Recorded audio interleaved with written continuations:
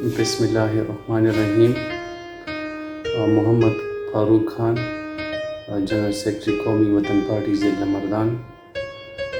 نن خپل میسج چې کوم دی د خپل قامي لیډر او د پښتون قام لیډر ملي رهبر جناب عبدالحمید احمد خان شیرپاو صاحب د هغې د زیږېدنې کلیزې حوالې سره ریکارډ کوم.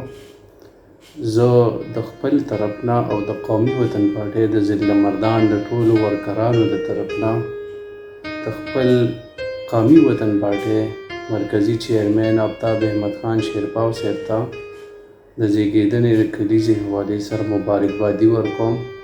هغوی دې الله پاک همیشه ښاد او آباد لري او الله پاک دې همیشه د هغوی لاس د پښتون قام په سر باندې ساتي. زمونږ دا دعا ده چې الله پاک دې هغوی ته بهترین صحتونه ورکړي او الله پاک دې د هغوی عمر دراز کړي او الله پاک دې د پښتون قام په سر باندې زمونږ د ملي رهبر لاس همیشه دپاره ساتي.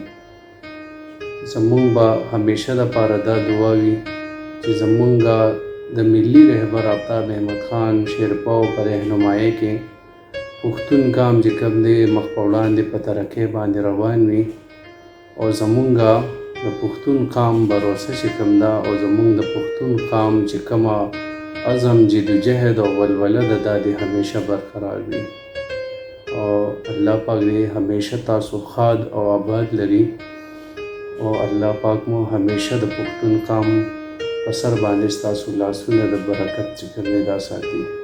ډېره ډېره مهرباني. والسلام.